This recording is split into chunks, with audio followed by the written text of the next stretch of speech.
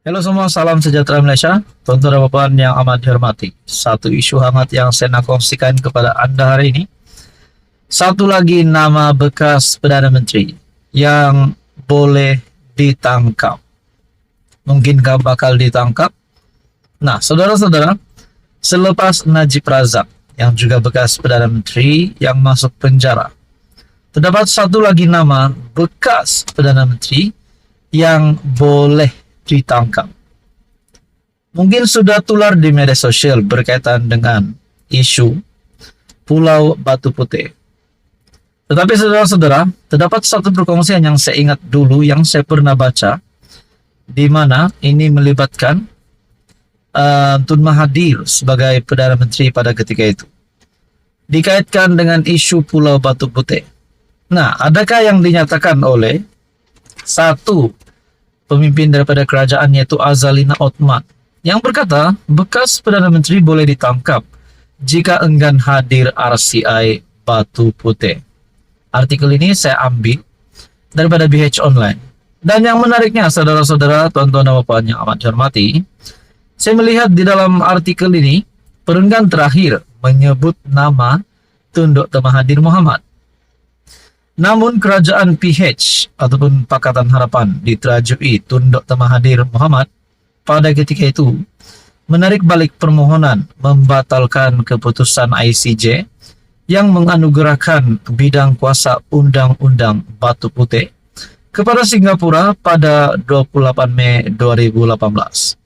Apa itu ICJ? Mari kita teruskan dalam artikel ini. Pada 23 Mei 2008, Mahkamah Keadilan Antarabangsa ICJ memutuskan Singapura mempunyai hak terhadap Batu Putih.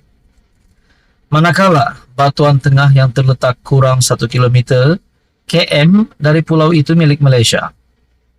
Mahkamah Keadilan Antarabangsa yaitu ICJ.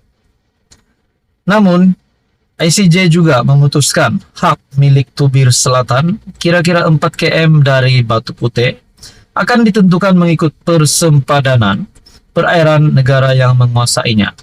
Namun kerajaan Pakatan Harapan diterajui Tun Dr. Mahathir Mohamad menarik balik permohonan membatalkan keputusan ICJ yang menganugerahkan bidang kuasa Undang-Undang Batu Putih kepada Singapura pada Mei 28, 2018. Bekas PM boleh ditangkap jika enggan hadir RCI Batu Putih, kata Azalina. Adakah bekas PM yang dinyatakan di sini adalah Tun Dr. Mahathir Mohamad? Ataupun mungkin juga Muhyiddin Yassin atau Ismail Sabri Yaakob? Nah, ini menjadi persoalannya saudara-saudara. Perdana Menteri yang membuat keputusan secara sembunyi adalah individu yang bertanggung jawab menyebabkan Malaysia kehilangan Batu Putih dalam proses rayuan di Mahkamah Antarabangsa. Dedah Menteri di Jabatan Perdana Menteri, Undang-Undang dan Reformasi Institusi Datuk Seri Azalina Othman Said. Beliau mendedahkan Perdana Menteri ketika itu membuat keputusan secara bersendirian tanpa sesiapa mengetahuinya, termasuk peguam negara yang bercuti ketika itu. Peguam negara cuti 4 hari garden leave, dipaksa cuti, tiada ada siapa yang tahu. Keputusan dibuat sembunyi-sembunyi menyebabkan kita hilang Batu Putih dalam proses rayuan antarabangsa. Dan tidak seorang pun menggembar-gemburkan isu ini dan mengaitkan dengan soal kehilangan kedaulatan. Perkara ini sudah disiasat pasukan petugas khas. Dia dipanggil tetapi dia tak datang dan kini sudah ada IRCI Suruhanjaya Diraja. Beliau boleh dipanggil, jika tidak hadir boleh ditangkap. Katanya ketika menggulung perbahasan RUU Kekebalan Bidang Kuasa Negara Asing 2023. Saudara-saudara, kalau benar Tun Mahathir yang terlibat dengan perkara ini, adakah Tun Mahathir akan ditangkap? Dan begitu juga Muhyiddin Yassin ataupun Ismail Sabri Yaakob. Itu semua menjadi persoalannya sebab tidak dinyatakan individu ataupun nama bekas PM ini. Tapi mungkin ramai yang akan berkata bahwa bekas PM ini mungkin adalah Tun Mahathir. Admin sendiri tertanya-tanya. Saudara-saudara, apa komen Anda berkaitan dengan isu ini? Teruskan bersama di dalam channel ini. Apa komen Anda? Sekian saja, teruskan bersama di dalam channel ini. Jangan lupa tekan butang like, share, dan juga subscribe. Halo semua, salam sejahtera Malaysia. Selamat datang ke channel Fels Lifestyle. Akhirnya yang di Pertuan Agong ke-17 Sultan Ibrahim keluar titah lagi yang pasti membuat ramai kepanasan. Siapa yang kepanasan? Sudah pasti kepada mereka-mereka yang sudah didakwa, kepada mereka-mereka yang sudah terlibat rasuah dan merasakan diri mereka memang terlibat rasuah. Kenapa saya cakap begini? Baru-baru ini yang di Pertuan Agong bertitah kepada Azam Baki, bulan madu dah tamat, sekarang pergi tangkap lebah titah Agong kepada Azam Baki. Saudara-saudara yang amat dihormati, kita juga mendengar sebelum ini terdapat pemimpin politik. Kita melihat daripada Perikatan Nasional, Muhyiddin Yassin sendiri terlibat dengan kes mahkamah. Wan Saiful Wanjan, Sanusi juga berkaitan dengan RII, dan mungkin ada lagi ahli politik. Mungkin ada yang saya lupa, Anda boleh senaraikan di bawah, Anda boleh letak komen di bawah. Siapa lagi ahli politik selain daripada Perikatan Nasional? Mungkin dari kerajaan pun ada, mungkin. Daim Zainuddin juga pasti dikejutkan. Mahathir juga pasti dikejutkan.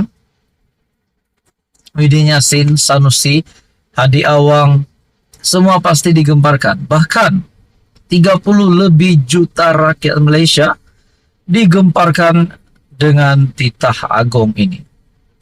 Bulan madu dah tamat, pergi tangkap lebah titah Agong kepada Azam Baki. Dan akhirnya Azam Baki baru-baru ini telah meresponi titah baginda yang di Pertuan Agong dengan berkata, SPRM pastikan titah Agong dilaksanakan sepenuhnya, penuh integriti menurut Azam Baki. Adakah dengan ini, selepas ini, mana-mana ahli-ahli politik, ahli parlimen, bekas Perdana Menteri, bekas menteri, ataupun mana juga, siapapun juga ahli politik yang sedang berhadapan dengan tuduhan rasuah, pasti kepanasan, pasti ketakutan. Sekiranya mereka benar-benar akan disabitkan bersalah, akan dapat dibuktikan bersalah. Saudara-saudara, tuan-tuan dan puan yang amat dihormati, bulan madu dah tamat, sekarang pergi tangkap lebah titah Agong kepada Azam Baki. Yang di Pertuan Agong Sultan Ibrahim pada Isnin bertitah bahwa memerangi rasuah sebagai musuh nomor 1 negara adalah antara tumpuan utama dalam pemerintahan baginda. Dalam catatan terbaru di laman sosial rasmi baginda, Sultan Ibrahim bertitah bahwa tempoh bulan madu menaiki takhta sudah berakhir. Sebagai mana saya tegaskan sebelum ini, my honeymoon is over. Now go catch the bees, titah Seri Paduka Baginda, sambil menyerahkan madu kepada Ketua Pesuruhjaya SPRM, Tan Sri Azam Baki, sebagai simbolik berakhirnya tempoh bulan madu. Nah, teman-teman, pasti ramai yang kepanasan, pasti ramai yang meroyan, terutamanya kepada mereka-mereka yang terlibat dengan tuduhan, yang terlibat dengan kes rasuah. Adakah selepas ini Azam Baki sebagai Ketua Pesuruhjaya SPRM akan meningkatkan kualiti kerja sehingga mampu menangkap lebah-lebah ini yang dimaksudkan yang di Pertuan Agong? Nah, saudara-saudara, tuan-tuan dan puan, ini pasti satu kejutan, satu titah yang di Pertuan Agong yang pasti menggemparkan seluruh rakyat Malaysia. Tuan-tuan dan puan, apa komen Anda? Sekian saja, teruskan bersama di dalam channel ini untuk isu yang hangat seterusnya. Terima kasih.